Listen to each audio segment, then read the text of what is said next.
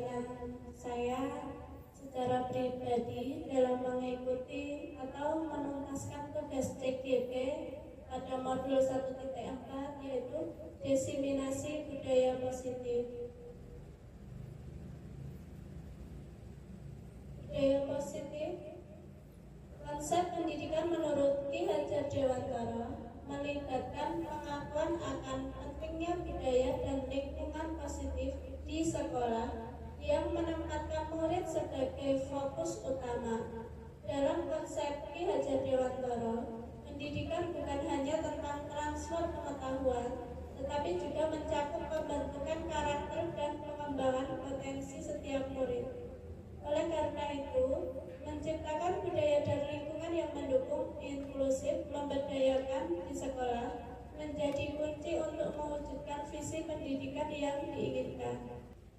Konsep inti budaya positif. Yang pertama, perubahan paradigma belajar, nilai-nilai kebajikan, motivasi perilaku manusia, keyakinan kelas, disiplin positif, kebutuhan dasar manusia, posisi kontrol guru, segitiga restitusi. Pembelajaran dengan paradigma baru. Pembelajaran dengan paradigma baru merupakan pembelajaran yang dirancang berdasarkan prinsip pembelajaran berdiferensiasi sehingga para peserta didik belajar sesuai kebutuhannya, berdasarkan tahap perkembangannya sesuai dengan profil pelajar Pancasila. Elemen profil pelajar Pancasila. Yang pertama, apa ya teman-teman ya?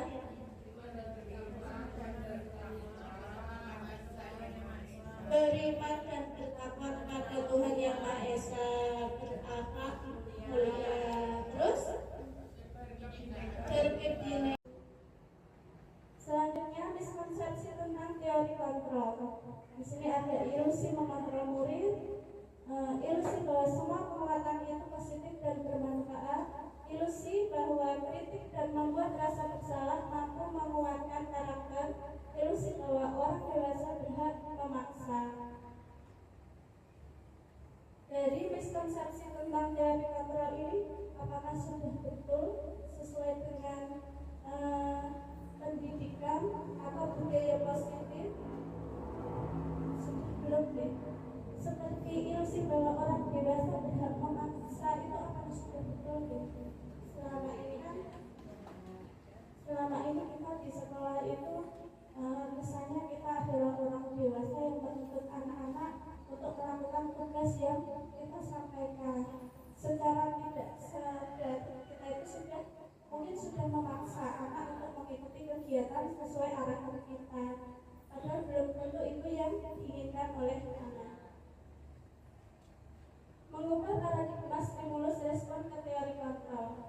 Stimulus respon, realitas atau kebutuhan kita sama. Teori kontrolnya, realitas kebutuhan kita berbeda. Setiap anak itu memiliki karakter yang unik, sehingga mereka memiliki kebutuhan yang berbeda-beda. Apabila kita memiliki kegiatan, belum tentu antara anak yang satu dengan yang lainnya itu mau mengikuti, karena setiap anak memiliki keunikannya masing-masing. Semua orang melihat hal yang sama. Teori kontrolnya, setiap orang memiliki gambaran berbeda. Misalkan kita memperlihatkan satu gambar, belum tentu anak itu menjawab dengan jawaban yang sama, karena pandangan anak-anak itu berbeda-beda. Kita mencoba mengubah orang agar berpandangan sama dengan kita. Untuk teorinya, kita berusaha memahami pandangan orang lain tentang dunia. Perilaku buruk dilihat sebagai suatu kesalahan. Semua perilaku memiliki tujuan. Jadi belum tentu perilaku buruk itu selalu buruk, karena tergantung tujuannya. Orang lain bisa mengontrol saya, hanya Anda yang bisa mengontrol diri Anda. Jadi apabila kita menganggap bahwa ketika kita bekerja di suatu tempat orang lain itu bisa mengontrol kita, itu salah. Yang mengontrol diri kita siapa? Ya kita sendiri. Saya bisa mengontrol orang lain, Anda tidak bisa mengontrol orang lain karena kontrolnya diri sendiri. Pemaksaan ada pada saat rujukan, kolaborasi dan konsensus menciptakan pilihan-pilihan baru. Model berpikir menang atau kalah. Model berpikir menang. Jadi tidak ada menang, tidak ada kalah. Oke. Karena setiap anak itu punya tingkatannya masing-masing. Disiplin positif. Disiplin berasal dari kata disiplina yang artinya belajar. Disiplin mengacu pada disiplin diri yang memiliki tanggung jawab terhadap apa yang dilakukan berdasarkan nilai-nilai yang diyakini. Disiplin positif merupakan salah satu cara penerapan disiplin yang bertujuan untuk menumbuhkan kesadaran serta memberdayakan peserta didik tanpa imbalan, penghargaan atau reward, ancaman, dan hukuman. Sebagai pendidik, tujuan kita adalah mewujudkan murid yang memiliki disiplin diri sehingga mereka berperilaku mengacu kepada nilai-nilai kebajikan universal dan memiliki motivasi intrinsik dalam perubahan perilaku ke arah yang lebih baik.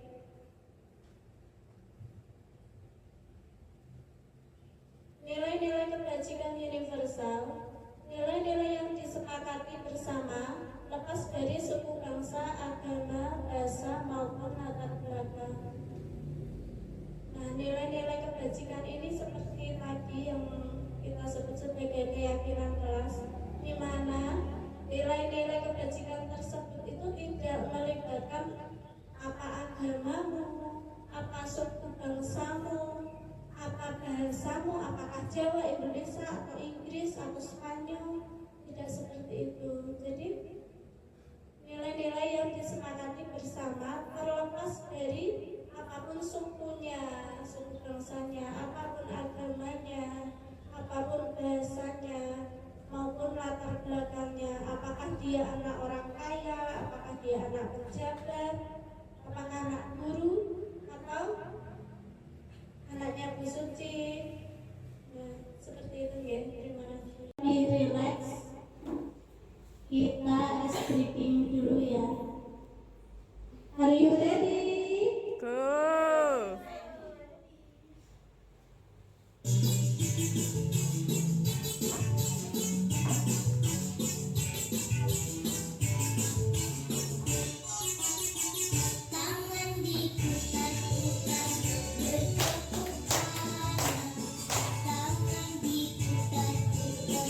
Peganglah bahu, tangan diputar-putar, peganglah lutut, digoyang-goyang, digoyang-goyang, digoyang-goyang.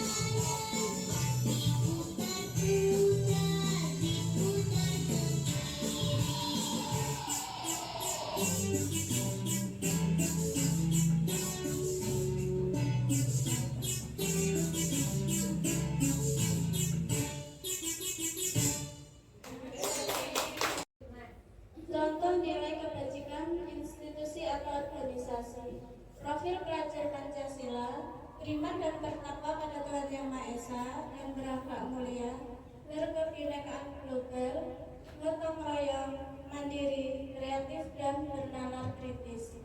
Ibu Primary Years Program atau PYP.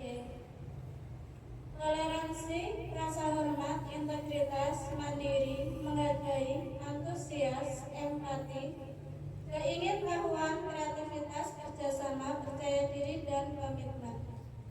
Keterampilan hidup atau life skill. Dapat dipercaya, lurus hati, pembelajar yang aktif, tidak merendahkan orang lain, dan memberikan yang terbaik bagi diri sendiri. Kebutuhan dasar manusia. Kebutuhan dasar manusia adalah segala sesuatu yang kita lakukan untuk mendapatkan apa yang kita inginkan. Seluruh tindakan yang kita lakukan memiliki tujuan tertentu, dan semua usaha terbaik yang kita lakukan adalah dalam rangka agar kebutuhan dasar kita terpenuhi dengan baik. 5 kebutuhan dasar manusia. Yang pertama, bertahan hidup. Bertahan hidup dari makanan, pakaian, tempat tinggal, keamanan, dan kesehatan. Kasih sayang dan rasa diterima, yaitu rasa diterima, dipedulikan, berbagi, kerjasama, menjadi bagian dari kelompok. Penguasaan yaitu harga diri, keinginan untuk dianggap, memimpin, berprestasi, diakui, dan didengar. Kebebasan yaitu mandiri, memiliki pilihan, mencoba hal baru, mampu mengendalikan diri.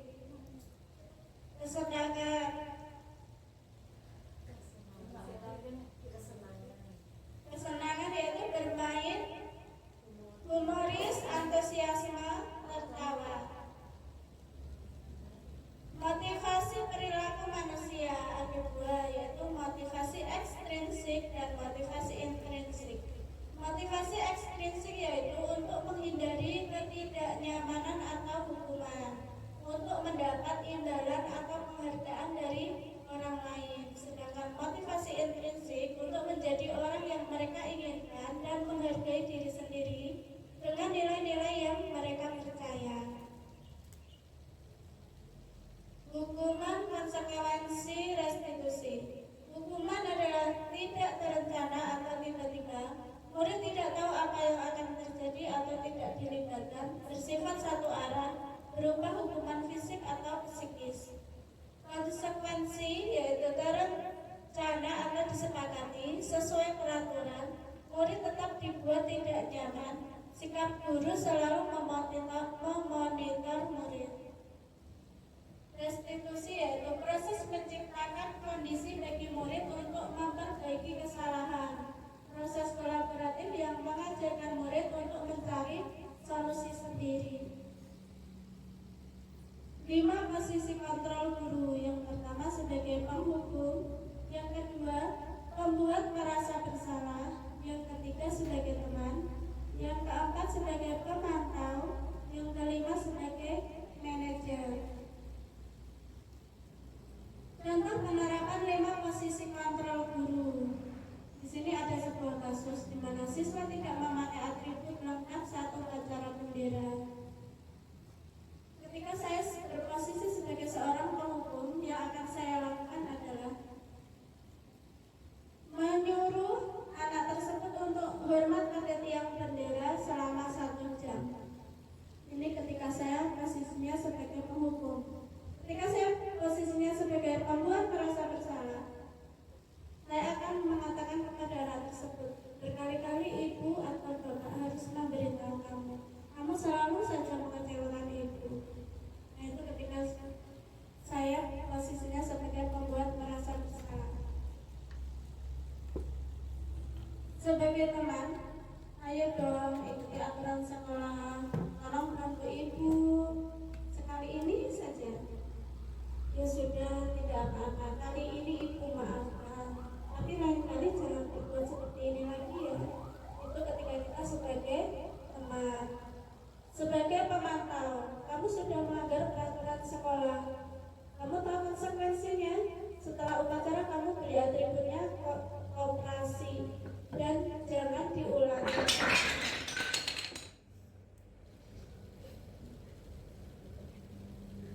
Jangan diulangi lagi ya Dek ya. Jangan ya Dek ya.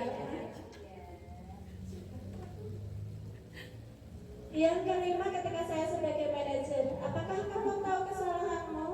Kira-kira memperbaiki kesalahanmu bagaimana?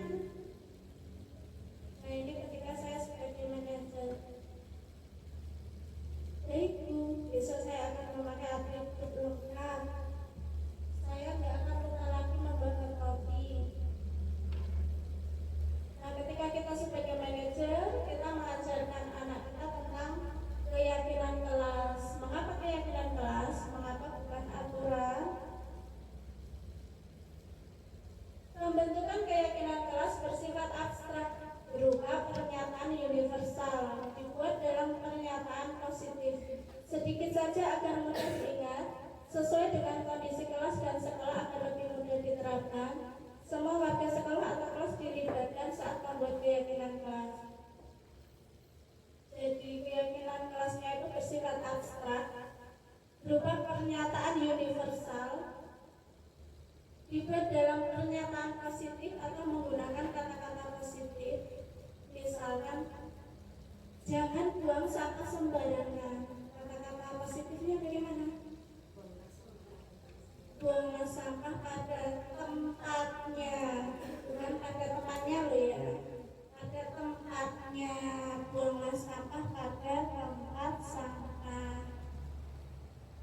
Kemudian sedikit saja agar mudah diingat, apalagi kalau anak-anak usia TK dengan kata-kata yang banyak. Mumat napa mumat? Mumat. Bu guru ki aku bangun pagi-pagi wae sudah pusing ditambahin peraturan kelasnya panjang-panjang. Tambah pusing aku Bu. Ada loh murid saya yang kritis seperti itu. Sesuai dengan kondisi kelas dan sekolah agar lebih mudah diterapkan. Misalkan sekolah saya dengan sekolahnya Hujan pasti berbeda nggih, tidak akan sama. Jadi disesuaikan dengan kondisi kelasnya masing-masing. Semua warga sekolah atau kelas dilibatkan saat membuat keyakinan kelas. Nanti jika ada 10 anak, ya 10 anaknya tidak semua, jangan sampai yang satu nggak dijak. Bu guru aku nggak dijak, jadi aku ya nggak mau mengikuti aturan. Segitiga restitusi, suatu proses dialog yang dijalankan oleh guru agar dapat menghasilkan murid yang mandiri dan bertanggung jawab. Di sini ada 3 kegiatan segitiga restitusi, yaitu yang pertama, menstabilkan identitas, validasi tindakan yang salah, menanyakan keyakinan.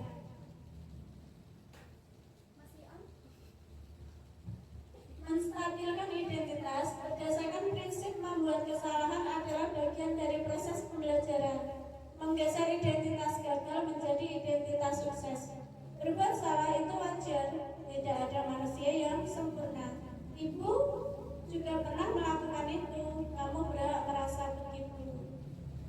Jadi ketika ada seorang anak yang melakukan kesalahan, belum tentu apa yang kita anggap salah itu juga salah di pandangan anak tersebut.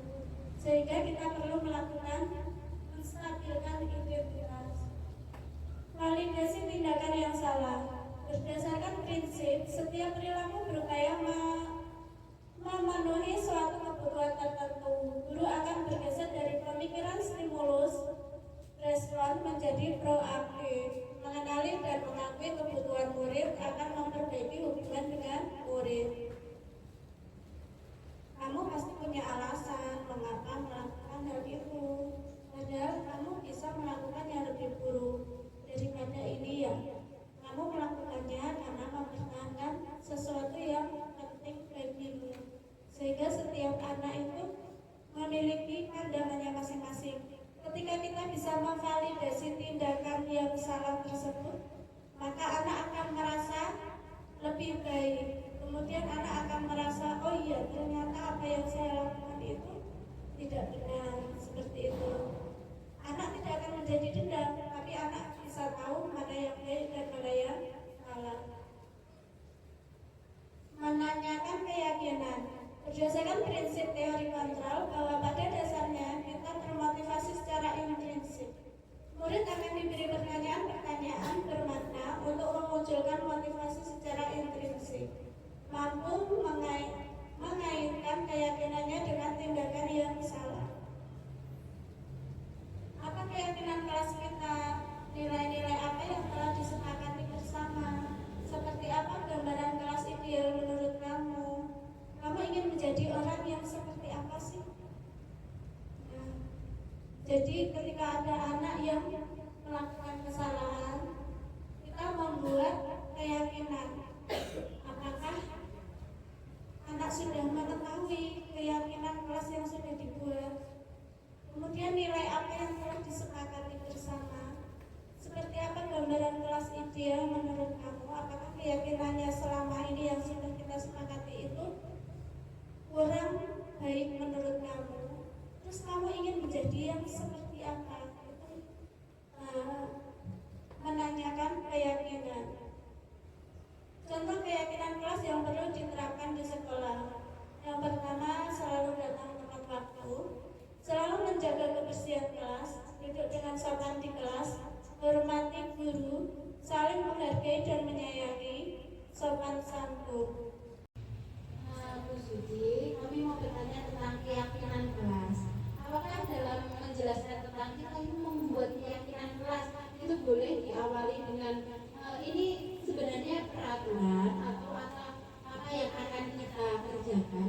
Nah itu diawali peraturan, tapi nanti bahasanya diganti dengan keyakinan kelas. Kalau anak-anak langsung ini keyakinan kelas gitu kan belum tahu. Nah seperti itu apakah boleh? Lalu keyakinan kelas itu apa harus dibuat setiap hari atau dibuat misalkan peraturan keyakinan kelas di kelas kita itu misalkan setiap hari harus seperti ini. Nah itu dibuat sekali saja atau harus setiap hari?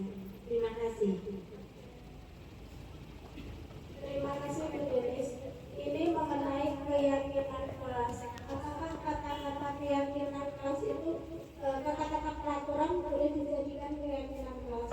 Kalau kita di TK untuk mengatakan bahwa itu peraturan, itu keyakinan, saya rasa anak-anak itu belum bisa memahami. Hanya saja bagaimana kita mengajak anak untuk berpikir kritis tentang peraturan-peraturan sehingga apa yang kita terapkan itu menjadi sebuah keyakinan seperti itu ya Bu Denis. Jadi kita datang tepat waktu, kita mengajarkan anak, kita mengatakan aturan di sekolah kita datang tepat waktu. Saya rasa anak belum bisa memahami juga apakah ini keyakinan atau peraturan. Tapi setidaknya kita mengajarkan tentang apa yang kita buat bersama-sama kepada anak-anak menjadi sebuah keyakinan. Kita kemarin sudah mensepakati loh Dek, bahwa kita gak mau tepat waktu, kita mengikuti kegiatan senam, mengikuti kegiatan baca Iqra, sholat duha, seperti itu. Sehingga menjadi sebuah keyakinan kelas. Apakah keyakinan kelas dibuat setiap hari? Sepengetahuan saya untuk keyakinan kelas itu dibuat di awal semester sehingga itu bisa menjadi keyakinan di setiap harinya. Namun apabila dalam waktu tertentu itu menjadi fleksibel tergantung suasana atau proyek kelasnya seperti itu. Terima kasih Mbak Denis, semoga membantu. Ada lagi? Monggo teman-teman. Oke. Menegur. Alhamdulillah. Dalam penerapan program disiplin positif, hendaknya guru memiliki standar kepribadian profesional dan sosial yang baik, di mana guru mampu merefleksikan dirinya dalam posisi kontrol saat ini.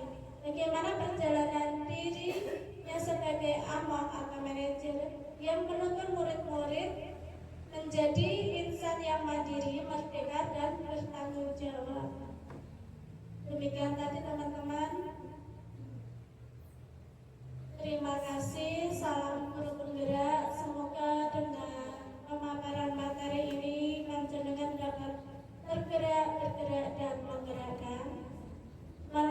kegiatan CGP. Semoga nanti di angkatan selanjutnya teman-teman bisa bergabung. Terima kasih. Wassalamualaikum warahmatullahi wabarakatuh.